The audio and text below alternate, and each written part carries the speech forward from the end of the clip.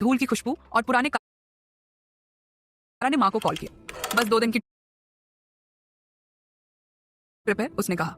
Phone कटने के बाद उसने खिड़की से बाहर देखा। सामने की स्ट्रीट लाइट के नीचे दिल्ली की सुबह हमेशा जल्दी जाग जाती है, लेकिन उस दिन कॉलेज के गेट पर खड़ी हवा कुछ ज्यादा ही बेचैन लग रही थी। कैंटीन से आती चाय की भाप, नोटिस बोर्ड के पास जमा भीड़ और दोस्तों की हंसी, सब कुछ वैसा ही था। फिर भी सारा को लगा जैसे कुछ अदृश्य सा उनकी तरफ बढ़ रहा हो। वह सीढ़ियों पर बैठी अपनी कॉपी में बेवजह कुछ बनाते हुए सोच रही थी कि रात को फिर वही सपना क्यों आया। एक सड़क जिसके दोनों ओर पेड़ थे और उन पेड़ों के बीच से कोई उसका नाम लेकर बुला रहा था। ओए मैडम ड्रीमलैंड, अयान की आवाज ने उसे चौंका दिया। वह हमेशा की तरह हल्की सी शरारत और भारी बैग के साथ खड़ा था। क्लास शुरू होने वाली है या तुम सपनों में ही डिग्री लेने का प्लान बना रही हो? सारा मुस्कुरा दी। तू कभी सीरियस भी हो सकता है क्या? जब तक कैंटीन बंद न हो, अयान हंसा। उसी वक्त ईशिका भी आ गई, हाथ में फोन और चेहरे पर वो मुस्कान जो डर के बीच भी मजाक खोज ले। गाइज सुनो, क्लास ट्रिप की अनाउंसमेंट आज होने वाली है। अगर इस बार भी मिस हो गई तो मैं खुद प्रिंसिपल के केबिन में धरना दूंगी। मीरा चुपचाप उनके पास खड़ी थी। उसकी आंखें हमेशा शांत दिखती थी, लेकिन आज उनमें कुछ और था, जैसे किसी पुराने सवाल का जवाब। राघव थोड़ा पीछे था, खिड़की के पास, जहाँ से कॉलेज के बाहर की सड़क दिखती थी। उसने सड़क की तरफ देखा और फिर अचानक नजरें हटा ली, जैसे किसी ने उसे देख लिया हो। क्लास में शोर कम हुआ तो प्रोफेसर ने ट्रिप का नोटिस पढ़ा। दिल्ली से बाहर, प्रकृति के करीब, अनएक्सप्लोर्ड जगह। नाम सुनते ही राघव का चेहरा सख्त हो गया। इशिका ने फुसफुसाकर पूछा, अनएक्सप्लोर्ड मतलब नेटवर्क नहीं, सही? अयान ने आंख मारते हुए कहा, मतलब तू बिना फिल्टर के रील बनाएगी? हंसी गूंज गई, लेकिन मीरा के कानों में वही शब्द अटक गए, अनएक्सप्लोर्ड। उसने सारा की तरफ देखा। क्या तुम्हें कभी लगता है कि कुछ जगहें हमें पहले से जानती हैं? सारा ने बात टाल दी, पर दिल के किसी कोने में वही सपना फिर से जाग उठा। शाम को कैंटीन में प्लान बनने लगे। कौन क्या पैक करेगा, कौन बस में आगे बैठेगा और कौन गाने चलाएगा। समीर ने अपने यूजुअल अंदाज में कहा, झारखंड के जंगल, मैं तो वायरल होने वाला हूँ। राघव ने धीरे से कहा, जंगल सबको पसंद नहीं करते। सब हंस पड़े, सिवाय मीरा के। रात को सारा ने माँ को कॉल किया। बस 2 दिन की ट्रिप है, उसने कहा। फोन कटने के बाद उसने खिड़की से बाहर देखा। सामने की स्ट्रीट लाइट के नीचे किसी की परछाई देर तक रुकी रही, फिर गायब हो गई।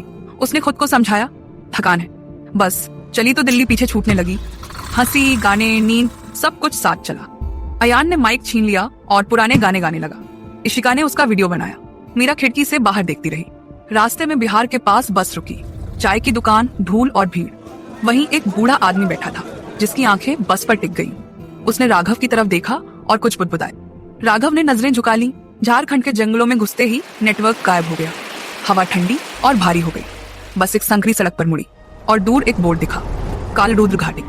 नाम पढ़ते ही मीरा का दिल तेज धड़कने लगा। उसे लगा जैसे उसने यह नाम कहीं पढ़ा हो। सारा ने हंसते हुए कहा, नाम तो किसी हॉरर मूवी जैसा है। ड्राइवर ने शीशे में देखा, कुछ कहना चाहा, फिर चुप हो गया। हवेली दूर से ही अलग लग रही थी, पुरानी, पत्थरों की और खामोश। इशिका ने मजाक किया, अगर भूत निकला तो मैं उससे सेल्फी लूंगी। अयान ने हिम्मत दिखाते हुए कदम बढ़ाया, पर उसके जूते की फीते अपने आप खुल गई। उसने नीचे देखा, कोई नहीं था। कमरे बांटे गए, सारा और मीरा एक साथ।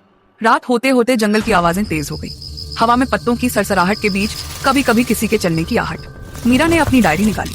आखिरी पन्ने पर किसी ने पहले से कुछ लिखा था, एक निशान जो उसे डराने के बजाय खींच रहा था।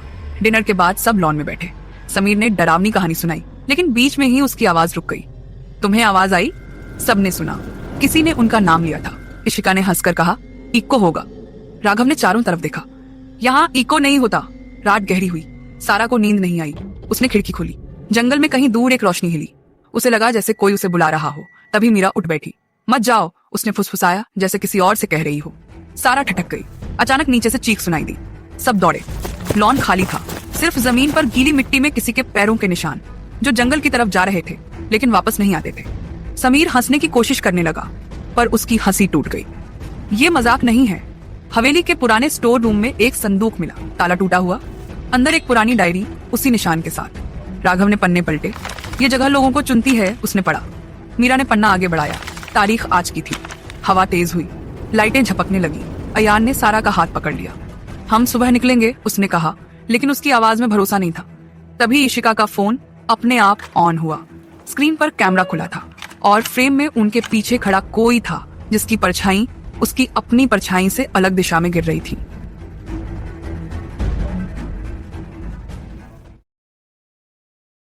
उसके कदम रुकते तो सब रुक जाते। किसी ने भी नहीं पूछा कि उसे यह सब